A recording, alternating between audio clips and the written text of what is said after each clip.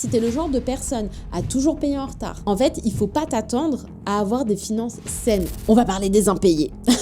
Qu'est-ce que vous espérez recevoir en retour? Est-ce qu'on peut avoir un peu d'éthique? Est-ce qu'on peut avoir un peu d'humanisme? Et ma grande, il est temps d'aller te poser des questions. Et les impayés, c'est un reflet de quelle personne vous êtes et quel acteur financier et économique vous êtes. Ce podcast, il existe parce que l'argent est un enjeu de pouvoir, surtout pour les femmes. On y parle d'émancipation financière, de choix, d'impact et de leadership conscient. On parle de pouvoir économique. MedMoney, c'est l'espace où l'argent devient une médecine au lieu d'être un poison en fait. Hello et bienvenue sur ce nouvel épisode de MedMoney. Aujourd'hui, on va parler d'un sujet qui me met un petit peu en colère. Donc, dans la version audio, vous ne verrez pas, vous n'aurez pas le plaisir de voir ça, mais j'ai mon chat aujourd'hui avec moi sur la vidéo, donc peut-être que vous l'entendrez au micro, puisque peut-être que certaines d'entre vous le savent, mais j'avais 2 chats, j'ai perdu un chat très récemment. Du coup, la deuxième, là, c'est un peu la chatte reine, on la laisse faire ce qu'elle veut, quand elle veut, comme elle veut, et en ce moment, c'est être auprès de moi. Parenthèse fermée. Revenons sur le sujet d'aujourd'hui qui va être bien moins plaisant, mais qui me paraît quand même essentiel d'aborder parce que ça me gonfle et parce que comme on n'en parle vraiment pas. On va parler des impayés. On va parler des impayés. Je ne savais même plus, j'ai écrit des notes que je ne vais même pas lire parce que j'ai écrit les impayés sur mon tableau, vraiment tellement vous dire ça. Pourquoi j'ai envie d'aborder ce sujet? On va l'aborder pour plusieurs profils sous plusieurs raisons, à la fois du côté entrepreneur mais aussi à la fois du côté consommateur et avec mon angle de passionné de psychologie de l'argent. Pourquoi c'est essentiel pour moi de parler des impayés? Déjà parce que tout le monde veut le succès. D'accord ? Toutes les entrepreneuses veulent un business qui fonctionne plus, qui fonctionne bien, qui rapporte plus d'argent. Donc du coup, plus de volume. Dans le volume des personnes que vous allez accompagner, même si vous choisissez bien, même si vous travaillez avec vos soul clients, vous allez avoir des personnes qui vont rentrer dans vos univers, qui vont avoir des problèmes de paiement. Donc déjà, préparez-vous. Est-ce que on veut toujours plus, mais quand on pense à plus, on pense à tout le beau qui arrive et on pense moins à l'ombre et aux choses pénibles qui peuvent se présenter sur votre chemin. Donc déjà, je vous le dis, les impayés, si aujourd'hui dans votre entreprise, vous n'y faites pas encore face, profitez-en parce qu'un jour, vous allez y faire face. Et ça, c'est extrêmement pénible. Et du coup, j'ai envie qu'on parle de responsabilité et qu'on parle de psychologie de l'argent. Vous voyez, ça m'énerve, donc je prends une grande inspiration. Les impayés, pour moi, c'est pas OK. On va poser le cadre. Il est sûr et certain que ça peut arriver à tout le monde d'être en échec de paiement. Ça peut arriver à tout le monde de ne pas avoir les ressources pour payer. Ça peut arriver à tout le monde d'avoir une facture qui est passée à l'as, que l'on a oubliée. Ça peut arriver à tout le monde d'être en difficulté financière à un moment donné.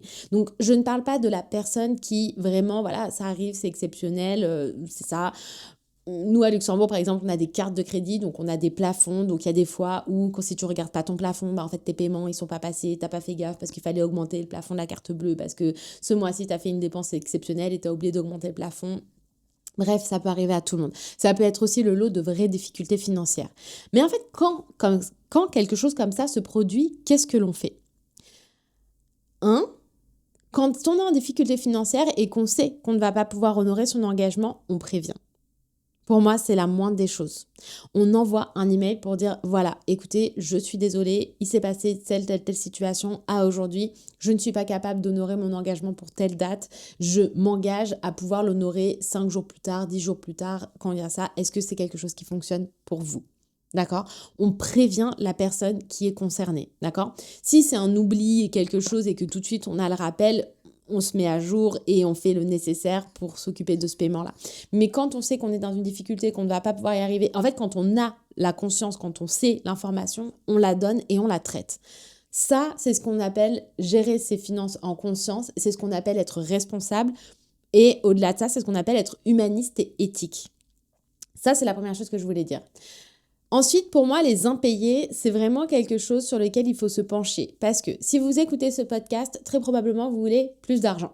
de quelconque manière, mais vous voulez plus d'argent. Soit parce que vous voulez mieux gérer ce que vous avez, soit parce que vous voulez le mieux vivre avec plus de sérénité, soit parce que simplement vous voulez en générer plus, que ce soit par de l'investissement, par un business, peut-être même des augmentations salariales, j'en sais rien. Mais en tout cas, vous voulez plus. Vouloir plus d'argent, c'est bien. Mais déjà, est-ce qu'aujourd'hui, vous êtes concerné par les impayés ? Est-ce qu'aujourd'hui, déjà, vous êtes cette personne, parce que oui, ça existe, les gens qui rentrent dans des programmes, rentrent dans des accompagnements, ont accès à toutes les disponibilités, à toutes les ressources, et puis hop, disparaissent, changent de carte bleue, ne savent plus qui ils sont, tout ça, et ne sont plus là. Si aujourd'hui, à chaque facture que vous recevez, vous la payez en retard systématiquement, tous les mois, tout le temps, mais qu'est-ce que vous espérez recevoir en retour ? Comment vous voulez, d'un côté, honorer l'argent, accueillir plus d'argent, générer plus d'argent et être quelqu'un de sain qui reçoit plus d'argent, si à côté, vous n'êtes même pas, vous, capable d'honorer vos fournisseurs, d'honorer vos prestataires, d'honorer vos coachs, vos formateurs, je ne sais quoi, vos travaux dans la maison, etc. En fait, c'est à double sens les choses. C'est je suis responsable de recevoir et de générer, etc. Mais je suis aussi responsable de la manière dont je le dépense, dont je l'investis.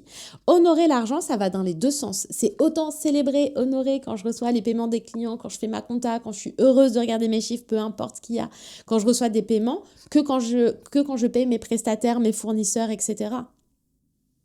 En fait. Est-ce qu'on peut avoir un peu d'éthique ? Est-ce qu'on peut avoir un peu d'humanisme ? Est-ce qu'on peut avoir un peu du sens de responsabilité, en fait, s'il vous plaît ? Et c'est pas parce que l'argent est dématérialisé que du coup, entre le moment où le service est fourni et le moment où tu payes, t'es pas devant le prestataire ou t'es pas en train de recevoir quelque chose immédiatement, que en fait, ça enlève quoi que ce soit à la relation que tu es en train d'avoir au moment où il y a l'échange, la transaction qui se fait. Donc pour moi aujourd'hui, si tu es le genre de personne à toujours payer en retard, à prendre des trucs et ensuite à changer de carte bleue, à ne pas honorer tes engagements, en fait, il ne faut pas t'attendre à avoir des finances saines. Et attention, karma, retour de bâton, ça ne fonctionne pas dans ce sens-là. C'est tout ou rien.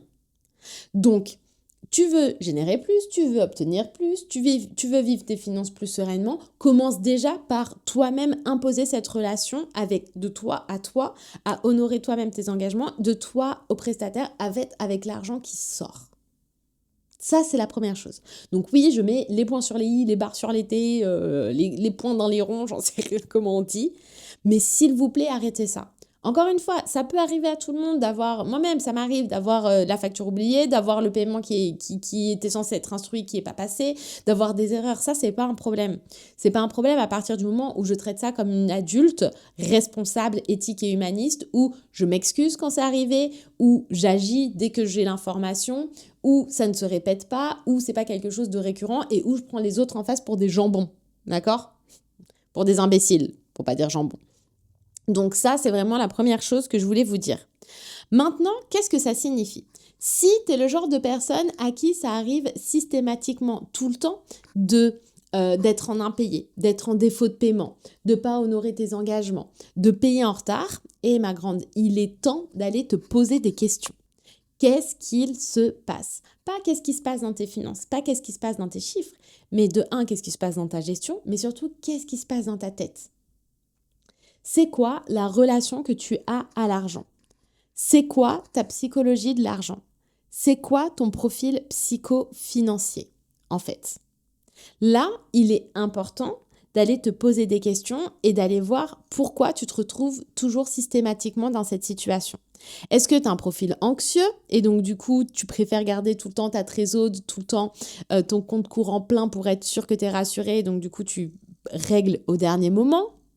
Est-ce que tu es évitant et du coup c'est juste que tu gères absolument pas tes factures et tu as une gestion qui est chaotique parce que tu payes quand on te fait 30 rappels et parce que tu sais jamais trop ce qui doit sortir et voilà.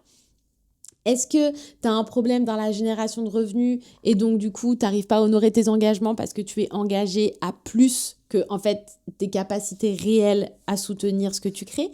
Qu'est-ce qu'il se passe en fait dans ta tête ? Et la vraie question à se poser et la vraie analyse à faire, elle est à ce moment-là.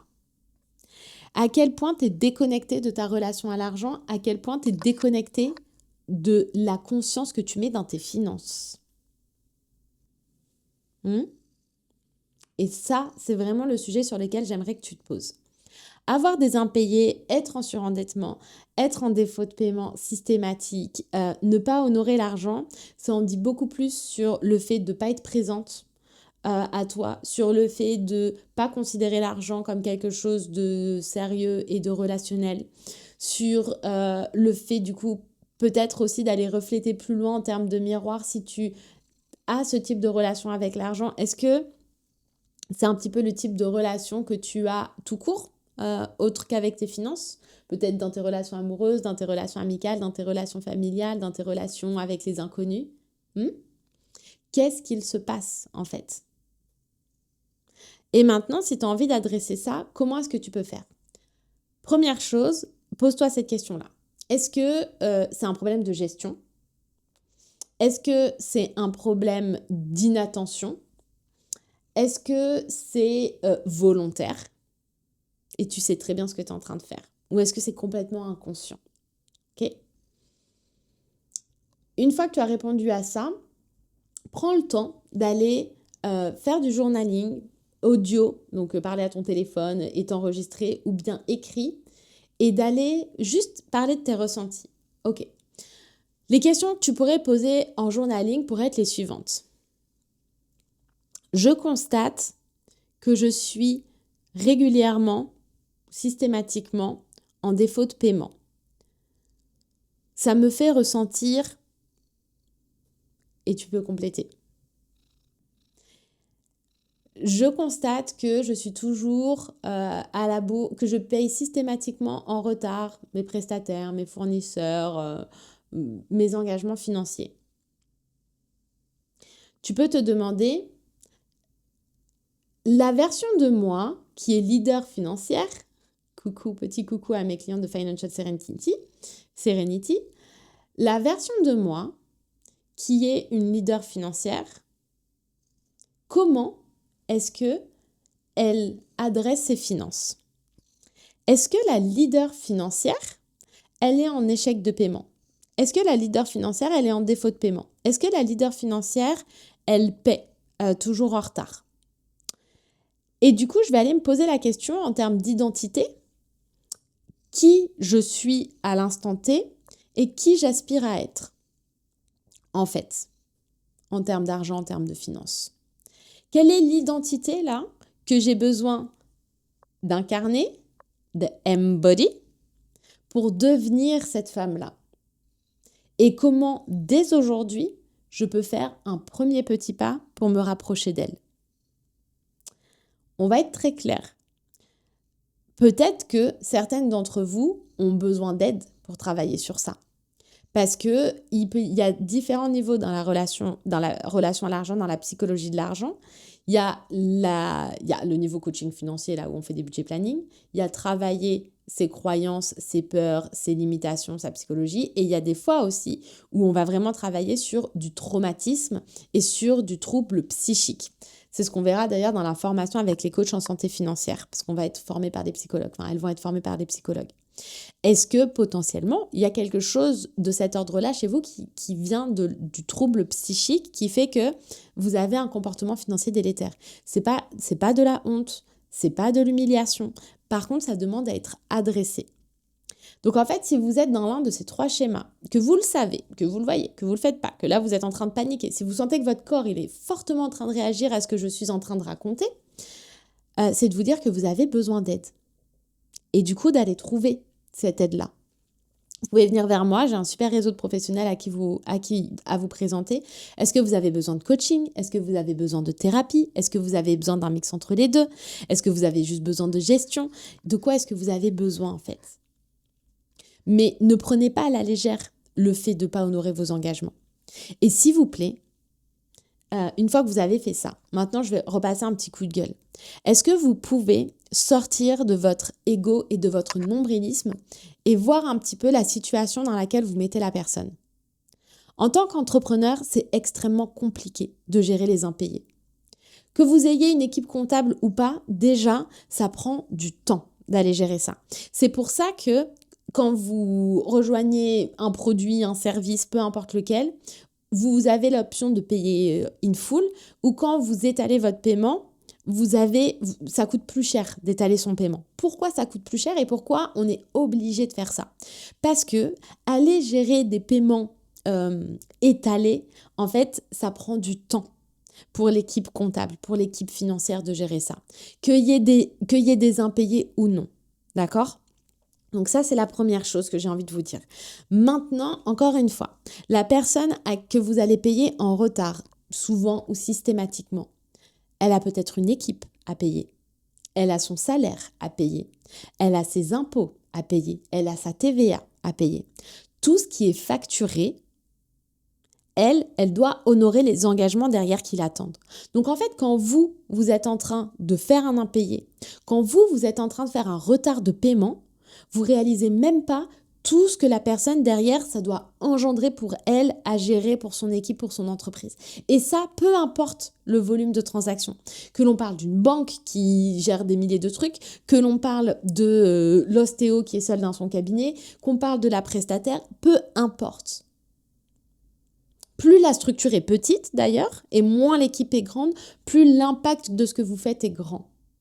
Mais c'est pas pour ça que elle fait des millions, donc on s'en fout de toute façon que j'honore mon paiement ou que j'honore pas mon paiement, ça change rien. Il y a des équipes derrière. Il y a des équipes qui nourrissent des équipes. Il y a des équipes, par exemple, moi je sais que je travaille avec des prestataires qui eux-mêmes ont des prestataires. Donc en fait, quand moi on n'honore pas ses engagements, ça veut dire que moi derrière, je ne peux pas honorer mes engagements et donc du coup que la personne derrière ne peut pas honorer ses engagements. À la fin, c'est les salaires qui sont impactés, c'est des familles qui sont impactées, c'est de la charge mentale qui est créée. En fait, c'est pas humaniste et c'est pas responsable de faire comme ça. Encore une fois, ça peut arriver de temps en temps à tout le monde, d'accord ? Ça peut arriver à tout le monde, c'est pas un drame. Moi, je parle vraiment, là, ce qui me met en colère, c'est les personnes qui font ça de manière récurrente et encore plus quand elles le font en conscience. S'il vous plaît, on arrête ça. Soyez responsables. Ok ? Pensez pas juste à votre pomme, pensez aux autres. Pensez à l'impact de vos décisions. Et ce truc-là, c'est mettre de la conscience dans vos finances. Peu importe ce que vous avez comme statut professionnel, personnel, en fait, aujourd'hui, vous êtes un acteur de l'économie, vous êtes un acteur financier.